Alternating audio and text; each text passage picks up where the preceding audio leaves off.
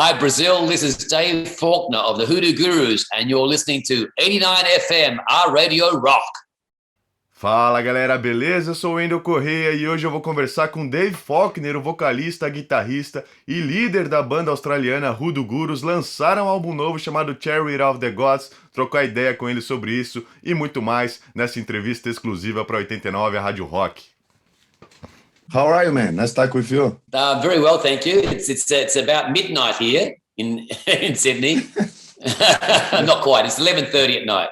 But no, I'm good. And talking about the new album, congrats for that. I really enjoyed the album. Thank you very much. It's a happy album, you know. You feel good when listening to it. Thanks. Yeah. Is it those funny? There's a lot of a lot of the lyrics are kind of dark, though. It's funny, you know. The people, you know, in many ways, it's probably the darkest record we've made lyrically. But musically, it seems to have caught some energy that people are really enjoying. Yeah, especially in the beginning of the album. Yeah. World of Pain, you know, straight away though, that's World of Pain. That's, you know, it's about a hangover though, and being an idiot, you know, getting drunk and making a fool of yourself, maybe getting into a bit over your head, you know, a bit of trouble. You know, first words, your fist punches my face, you know, it's kind of extreme, but it's happened to me, unfortunately. It's a true story. So it's something you do on purpose, conscious. You say, I'm talking about bad things, but in a happy way. I do, yeah. I like to. Well, musically, you know, I always want energy and, you know, spirit in the music, and it's just lyrics. I write about things that matter to me, but sometimes people don't hear the message of the lyrics so much because the song is so happy, and they think, well, you know, I feel good. You know, I kind of want to groove around to the song. And then the lyrics go, hey, what's he saying?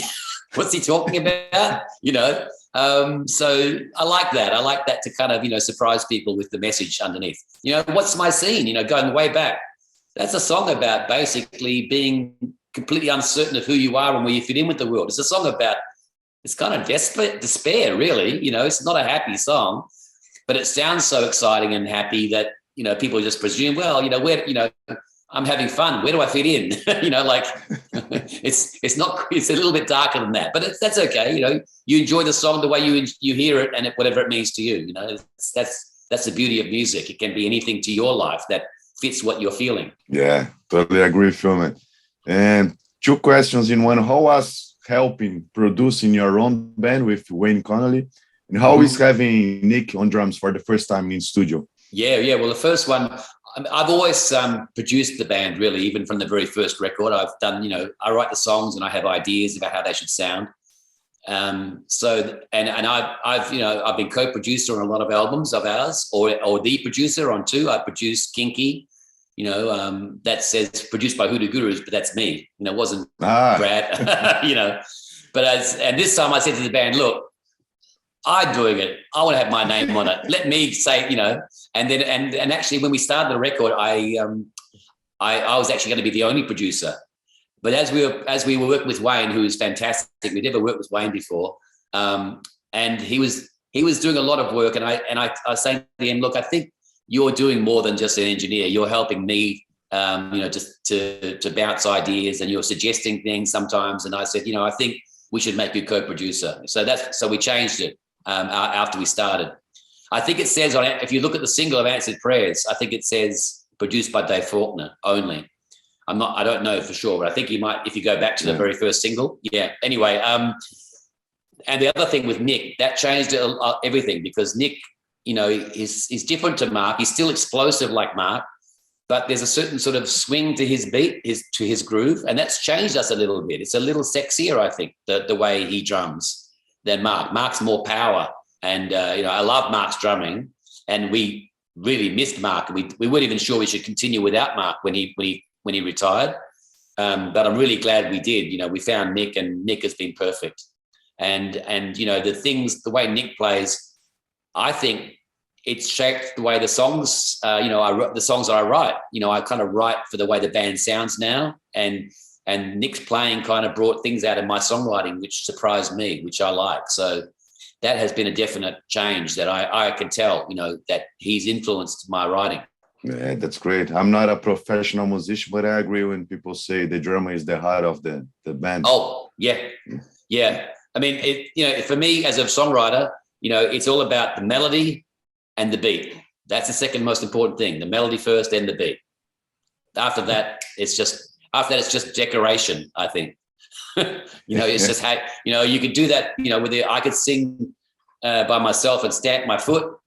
That could be a song, but if there's two musicians, well, second musician I want's a drummer.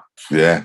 And the melody, when people say a good song is a good song when you're playing on acoustic guitar and voice. True. And then that's true. Yeah. Then but you have to have the beat. It's got to have has to have a groove, as they say. It's the groove. And I want to talk about some specific tracks on the album. The song "Carry On" we are playing a lot on the radio. What means the song for you, "Carry On"? Yeah, well, it means a lot since the pandemic. I didn't write it about the pandemic. I wrote it just before. But it's obviously it's all about, when the world is making your life hard for whatever reason. Could be someone at your work who, is your boss or something, who's just making, you're trying to do your job the best you can, and they're making it harder for you, and you're not giving you credit for what you do. And sometimes you feel like no one notices what I'm doing, and they're just treating me like as if I'm, useless. And it's about that. So it's about just believing in yourself and pushing through despite what people are trying to tell you about, yourself. You can kind of just ignore them, and, all you can do is what you're capable of. And if you can look at yourself in the eye and say, I did the best job I can do, and I tried my hardest and it's the best possible, you should be happy. I mean, it's, obviously if you're not capable of doing the job, someone else has to tell you, don't do this anymore, but you're not good enough. But if you are doing the job and no one else is doing it, then leave me alone, because I'm doing the best I can, and I think I'm pretty good.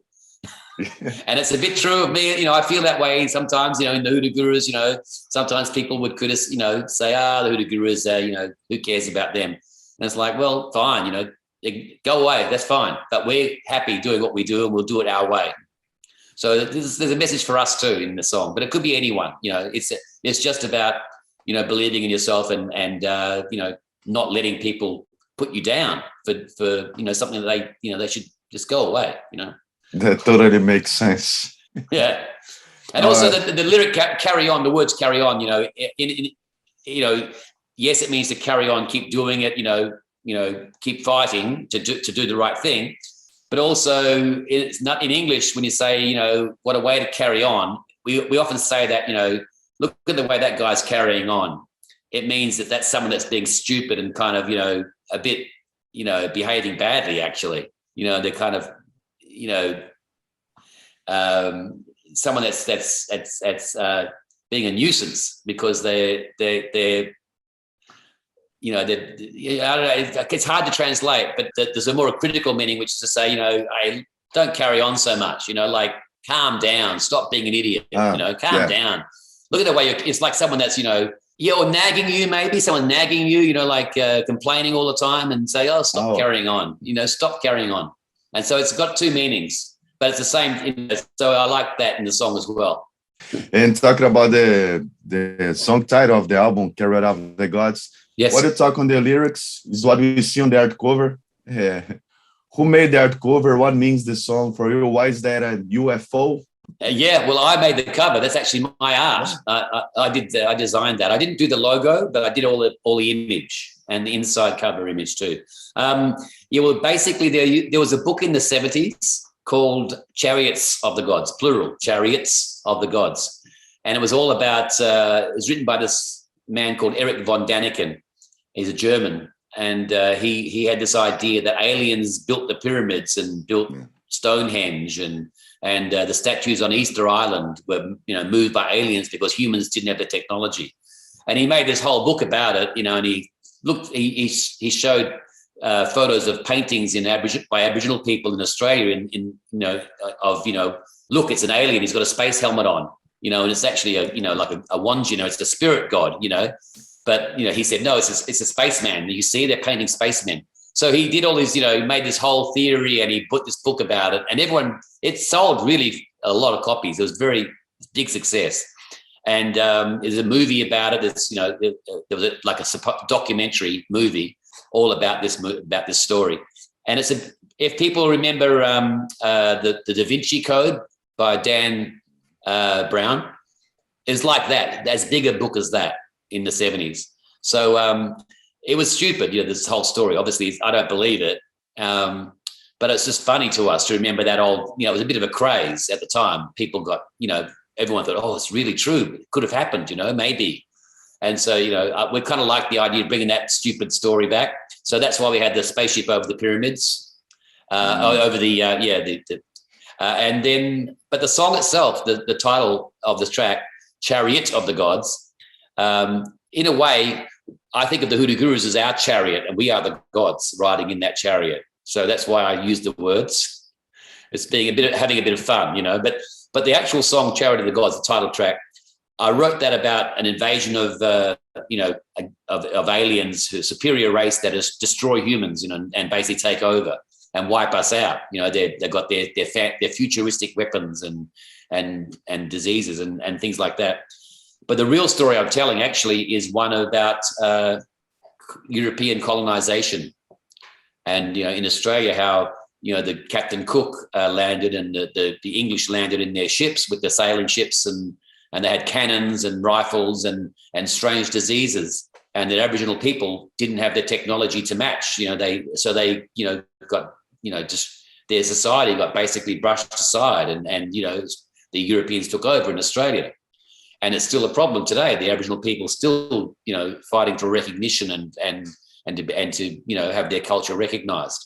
So the song is trying to give people an insight into that old historical story by putting it in a fantasy terms about, you know, imagine if you were in that situation right now where someone came in with all this technology and destroyed your world and, you know, you couldn't fight them back because you hadn't got the power. So I was trying to tell two stories at once. Interesting. Yeah. And talking about the first song, instrumental song, early opening, that is a coffee shop shadow and performing Come Anytime in the background. How was the idea of doing it? What means Come Anytime for you? Well, firstly, Come Anytime, it's funny because I know it's a very popular song in Brazil. So especially, good song. And I actually thought of that when I put it in, you know. I was thinking of Brazil a little bit. I thought you know, your people would get a special sort of, you know, spark. But it's actually not a coffee shop; it's a pub. So it's actually a pub I go to, and near where I live, and they're my friends. You're hearing their voices. That's my friends. I brought a recorder. I put it on the table, you know, drinking beers, and just, you know, they're just talking, and I recorded them and then put it onto the album. So they're the voices of my own friends there, and I'm sitting there, but I'm just not talking. And then I recorded myself in the rehearsal studio, just doing, you know, playing Come Anytime by myself, and I mixed the two tracks together, you know, to make it sound like that. You know, there's this pub and all these people having fun, talking and drinking, and somewhere far away in the corner is Dave Faulkner, and no one's even noticing. He's playing his old song, and it was a hit a long time ago, but no one cares now because he's an old nobody, and he's washed up. And I was kind of having fun of the idea that, you know, I'm too old and no one cares anymore. So that was the idea. I was having fun, you know, sort of like in a way to sort of like, you know, to sort of like take the piss, you know, and also to kind of, in a way, that's what critics try to tell you anyway. They say it in their own way, but that's sort of what they try to say. Oh, look, who cares about you? You know, new album from the Hoodoo Gurus, who cares? You know, it's they used to be good. You know, so I was kind of in a way poking fun at that idea. And then of course the song starts and it's like, here we go. It ain't that, it's something else. That's nice to make fun of that, man. Yeah, totally. Yeah. And I describe it as being like Sgt. Pepper's, the Beatles album. It starts with the sound of the orchestra tuning up, and then you can hear the audience sort of like settling into their theater, and it goes quiet, and then the song starts. Same idea. So I was paying homage to the Beatles as well. And the song "Got You Get You Out of My Life," the opposite of "Got You Get You Into My Life" by Beatles. Yes. Of course, I'm a big Beatles fan. Yeah, "Got to Get You Out of My Life." Also, it's paying homage to the Velvet Underground and Lou Reed. I'm kind of imitating him a little bit, because I love Lou Reed and I'm sort of in a way writing a little bit like Lou Reed does in that song. I think some of the lyrics are the sort of things he would say in a song. Sometimes in a Lou Reed song, you can tell he rhymes words, and that he's going to, you hear this word, the next word he's going to say that rhymes, and the end of the next line will be this word.